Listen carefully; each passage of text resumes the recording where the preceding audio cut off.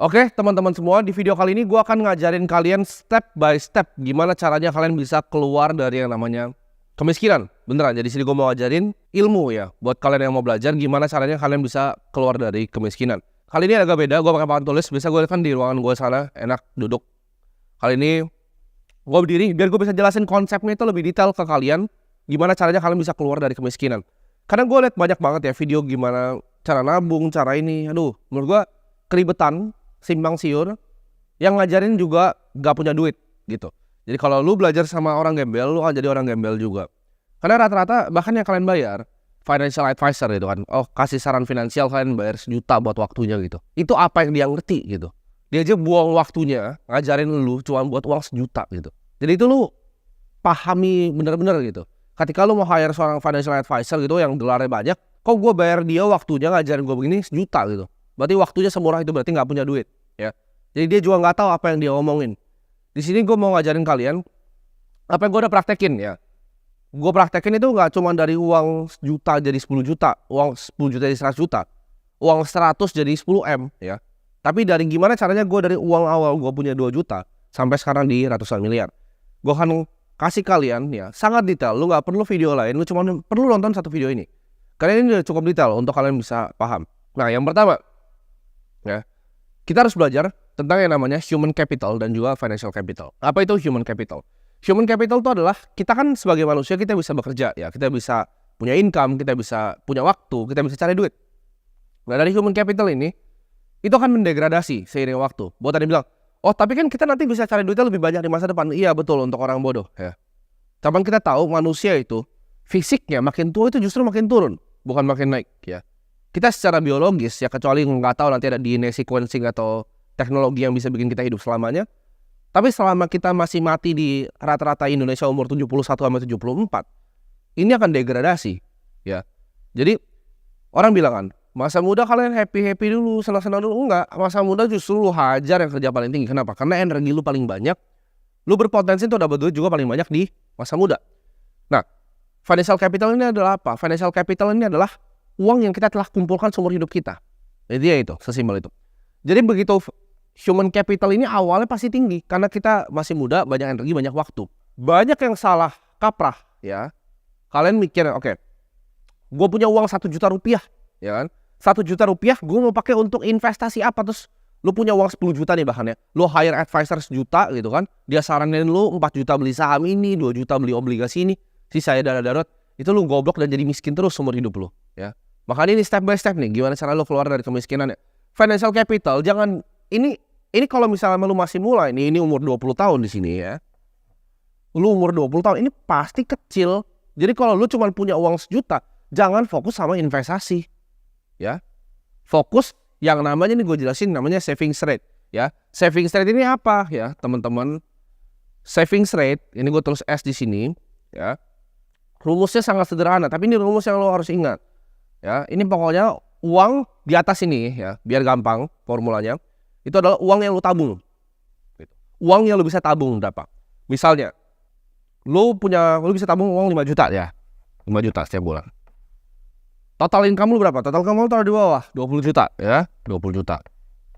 Nah, S-nya berapa ya? 5 juta dibagi 20 ya. Jadi lu dapat savings rate-nya 25%. Nah, ini bagus atau enggak? Bagus untuk orang rata-rata ya. Cuman tolonglah gitu, kalau lu punya income 20 juta ya, lu at least tabung 10 lah. Ini 25. Nah makanya balik lagi kan, orang selalu bilang, financial advisor selalu bilang, oh kalian targetin 10% yang kalian tabung dari kalian punya ini ya. Terus pakai acara lah 50, 30, 20. Nggak perlu 50, 30, 20 itu semua nggak ada yang penting ya. 50 untuk biaya hidup. Terus nih dia aja apa? 50, 30, 20 ya kan. 50 itu dipakai untuk biaya hidup, 30% dipakai untuk gaya hidup bahkan kan. Untuk senang-senang 20% ditabung gitu. Sekarang gue tanya lo, kalau income lu 1 miliar per bulan, 500 juta lu pakai buat apa di Indonesia? Nah terus 3 juta pakai senang-senang, 22 juta lu tabung. Itu formula orang tolol, makanya miskin semua yang ngajarin itu.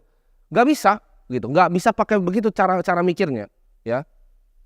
Kita akan pakai namanya nanti spending cap. Jadi spendingnya yang kita cap. Karena kan ini rumus di atas ini adalah total pendapatan kita dikurang total pengeluaran kita. Dapat kita 5 juta di sini ya. Jadi kalian paham angkanya 25% ini.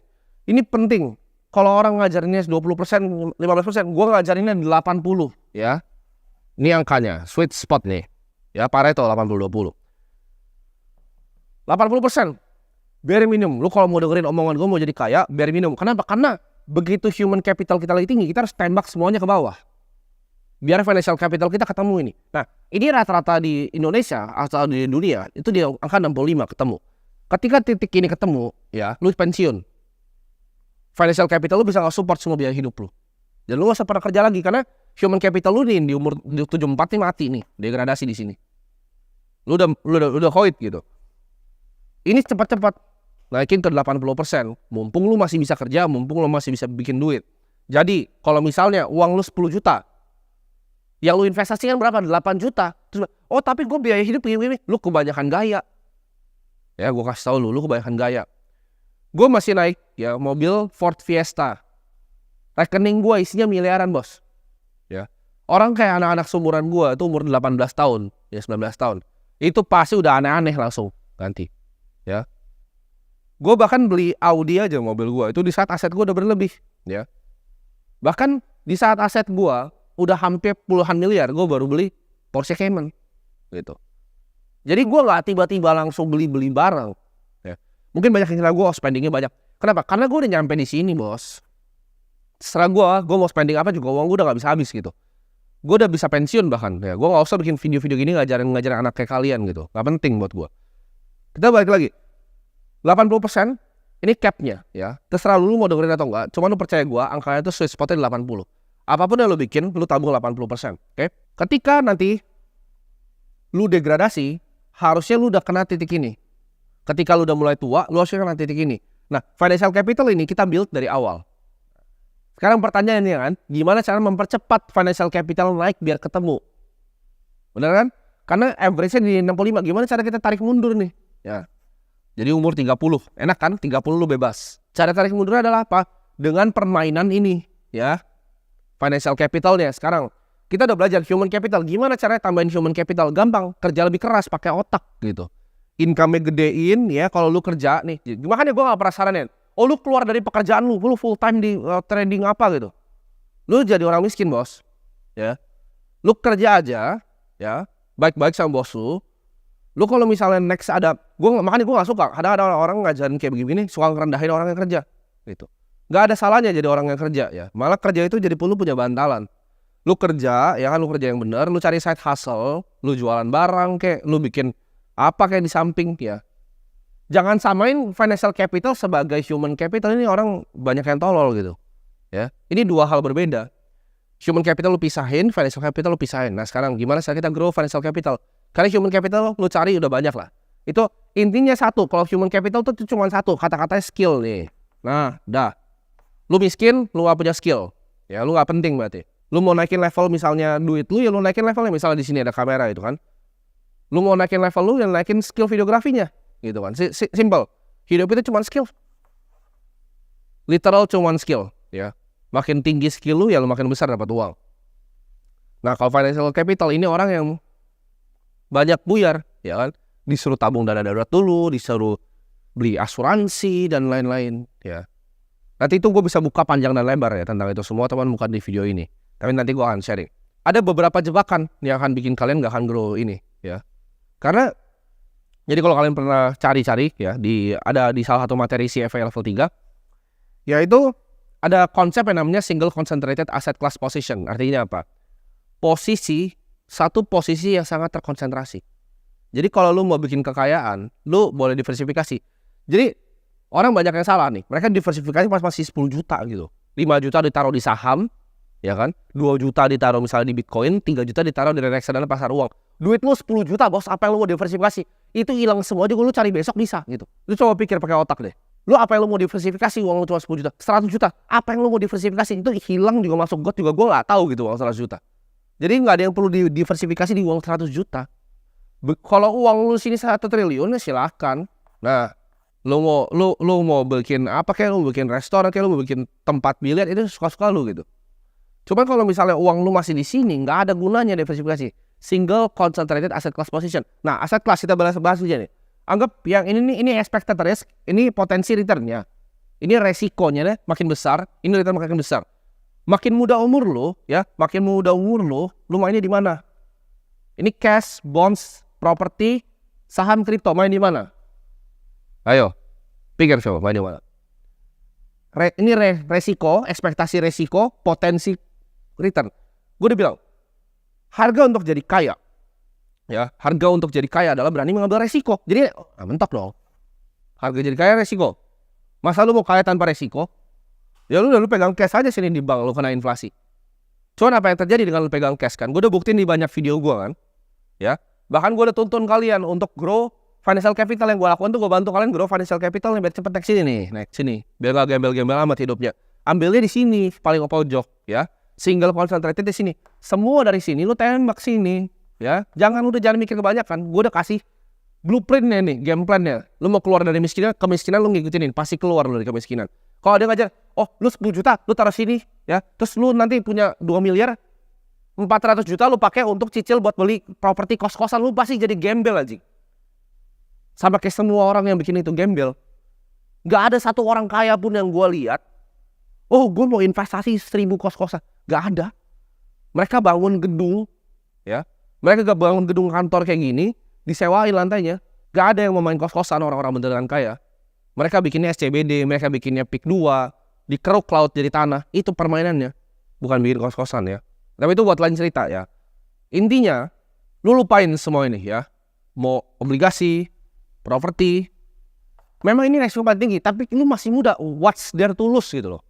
Karena bukan seberapa keras kita kadang mendayung gitu. Tapi kapal lu naik apaan sih? Kalau lu kapalnya bolong lu di cash. Hah?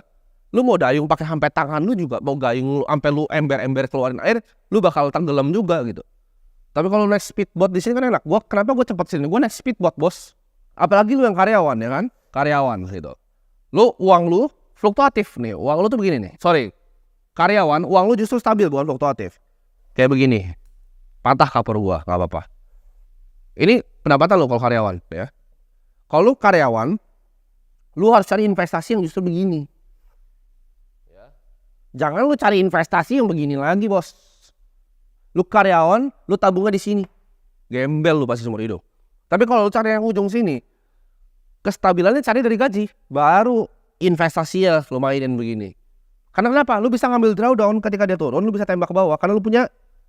Nah, makanya kalau lu bilang, oh gue bisa jadi full time trader, yes, ya itu mungkin 1% gitu kan, ya 1% bisa gitu, tapi 99% yang lain gagal.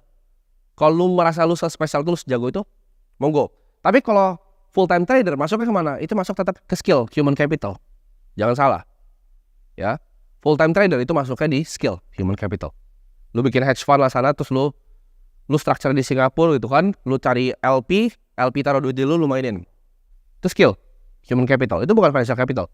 Financial capital lu apa? Management fee-nya nanti ya, dari hasil fund lu.